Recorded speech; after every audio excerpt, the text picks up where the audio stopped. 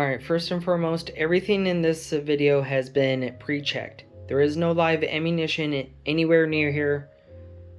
What you will see are dummy rounds to protect the firing pin, and that's the only purpose it has. So, I've already talked about this guy. This is the original Smith&Wesson 629, which is, as a recap, the stainless version of Dirty Harry's gun.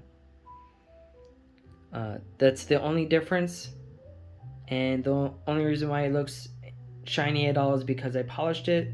Other than that, it would normally be just kind of like a milky stainless color. People absolutely love the dash 1s and 2s that people drill and tap. It has a more modern cylinder that is not the collectible recessed version. And people love these. People love the traditional target hammer. People love the hammer-mounted firing pin, the target triggers, all these things. As a recap on things that I've done to this revolver, because I wanted to be able to shoot this and have friends and family enjoy a classic, I made this the best shooting revolver that I could. So this has the Wolf Type 2 mainspring and a 12-pound rebound spring, which brings double action to about 10 pounds, single action about 1.5 pounds. This is the 629-8. This is the son of this, or I guess more accurately, the grandson of the original 629. This gun right here, this 629-8 Performance Center Hunter, is the end of an era. This is the last 629 to have the square butt. This is the last one to have the same lines as the classic 44 Magnum Smith&Wesson. And that includes the 8 3/8 inch barrel. Now the standard is 7.5 inch with Smith&Wesson and also Ruger. For their hunting revolvers anyway. So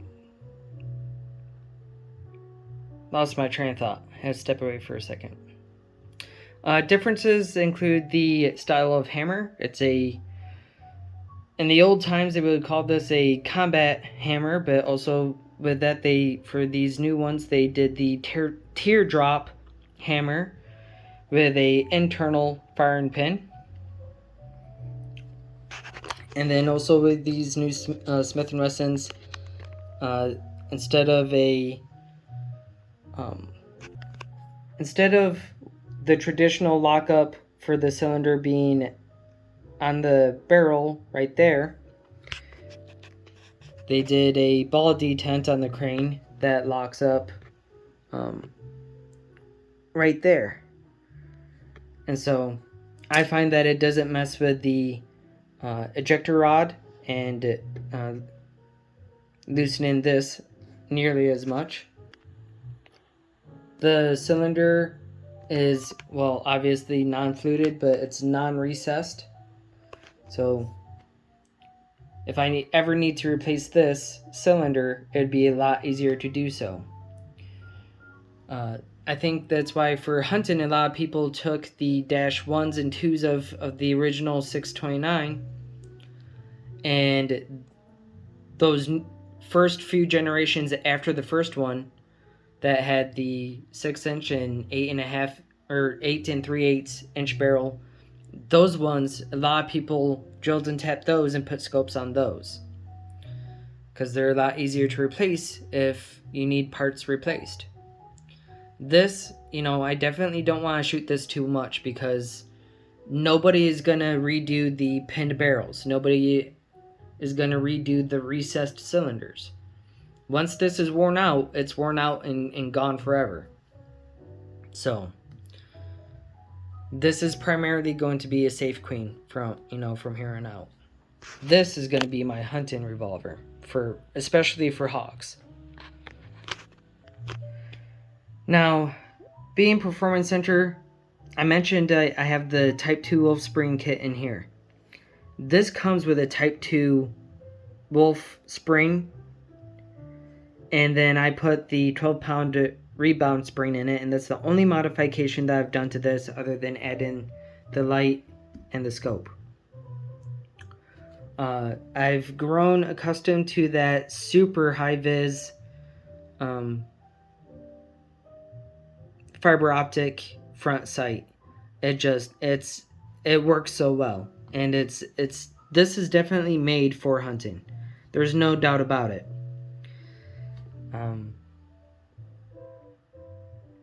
The double action on this is about it's about a 9-pound double action, and the single action, oddly enough, even though this is Performance Center and has all the same springs that the original does, the original has about a 1.5 pound single action. This has about a 2.5 pound single action.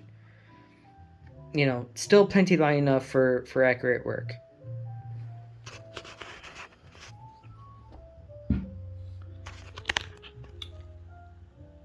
This is the sight picture you get with this Leopold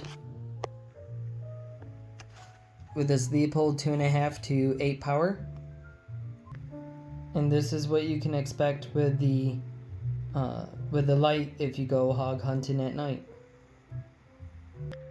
Now, tragically, again, the new Smith&Wessons that are still in production, the 629 Stealth Hunter and the 629 dash, I can't remember off the top of my head if it's the Performance Center 629-7 or -6, but it's the 7.5 inch with the muzzle brake.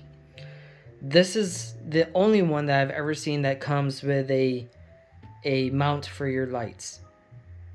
I wish, you know, being a lot of people use handgun hunting for hogs, it'd be nice to see this on future Smith&Wesson hunting revolvers. I don't really know why this died out. The only thing I can figure is that people saw the advertisement for it with the tactical red dot that was on it, and they had a tactical light, and that's a tactical light as well, but they advertised this as a super cool dirty hairy self-defense and home defense firearm, when really they needed to advertise this in its hunting capacity. There are no videos of this being used for hunting. There's no videos of this being used in much of anything. And so the marketing wasn't there. What little marketing there was, you know, made it look like it was for the tactical population, not the hunting population. And so this has died out. I'm pretty sure I got the last new in box one of these. Wrapping up these two firearms, I love this. This is going to be my go-to-work firearm.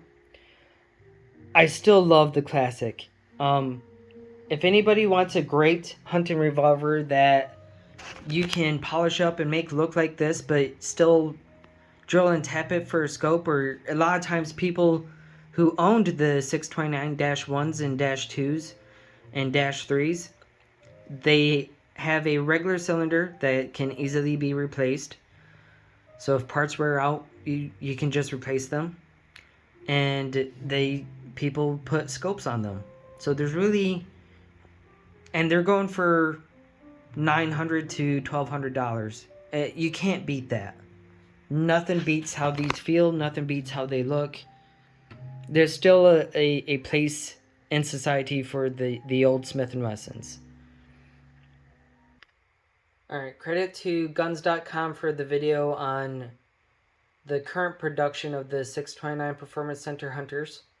But that's what that looks like. It's a 7.5 inch barrel with a muzzle brake. And it is a round butt style. And so if you wanted a classic Smith&Wesson grip to put on that, you need a conversion grip.